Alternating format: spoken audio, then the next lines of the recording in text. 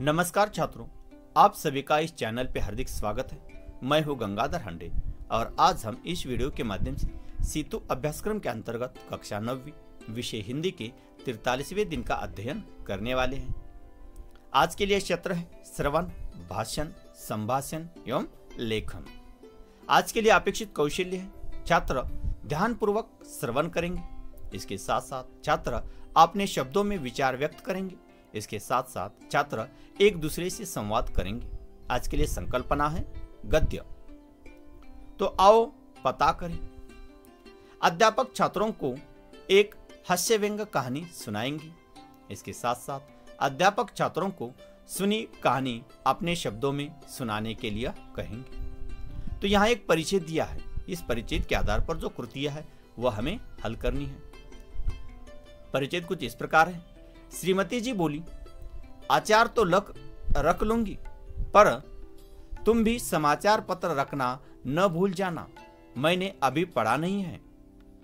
मैं बोला, वह तो मैं रख लूंगा ही, लेकिन तुम वह गुलबंद न भूल जाना जो हम पिछले साल कश्मीर से लाए थे, जहाँ पर बड़ी सर्द हवा चलती है।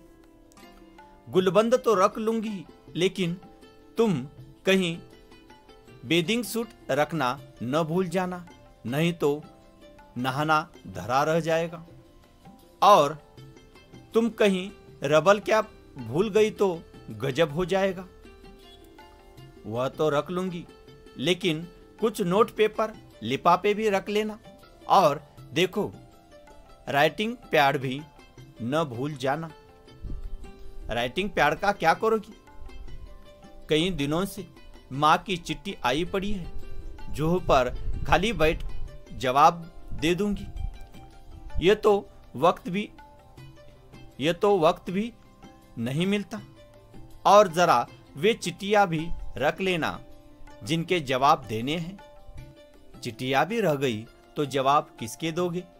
और सुनो, बिजली के बिल और बीमा की नोटिस आ पड़े हैं, उसका भी भुगतान कराना है, उन्हें भी डाल लेना।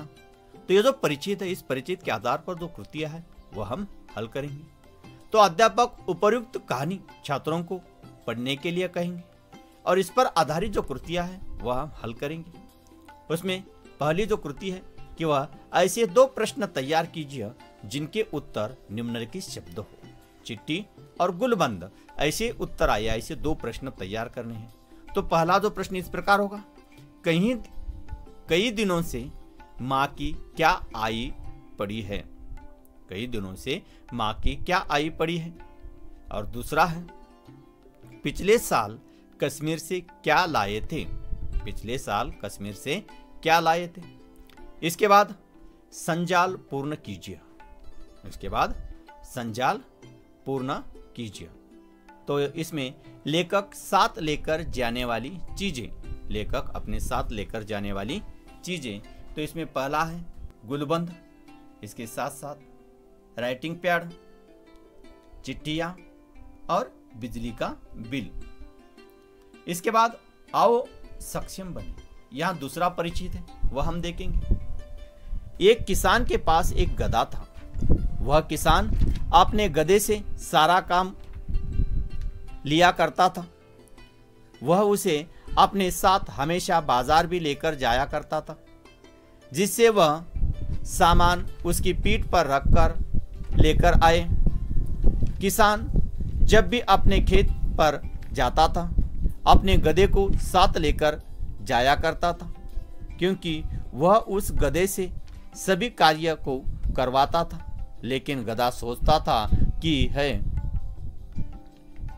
किसान मुझे खाने को ज्यादा नहीं देता है, लेकिन मुझसे बहुत ज्यादा काम करवाता है, जिससे मेरे शरीर में भी दिक्कतें आने शुरू हो गई है। एक दिन वह किसान बाजार जाने के लिए तैयार हो रहा था, तभी उसने अपने गधे को खड़ा किया और उस पर सामान रखने लगा। तभी सामान रखते ही गधा नीचे बैठ गया। गधा समझ चुका था कि अगर मैं रोज रोज काम पर जाऊंगा तो यह मुझे बहुत ही कमजोर बना देगा, जिससे मुझे आगे चलने में भी परेशानी होगी। इसलिए गधा चलने को तैयार नहीं था।